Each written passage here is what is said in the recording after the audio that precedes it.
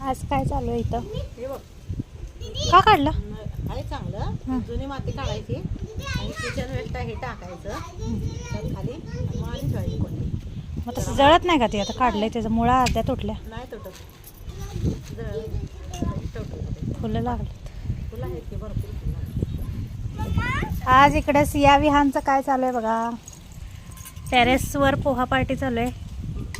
मी काढले बघ बास्केट मध्ये. संध्याकाळच्या वाजलेत 6 आणि सिया विहानचा नाश्ता चालू आहे इथं. गड्यात वाजले 6. असं करायला शिकला तो असं करत होता. खावा या नाश्ता करायला बोला. या नाश्ता करायला.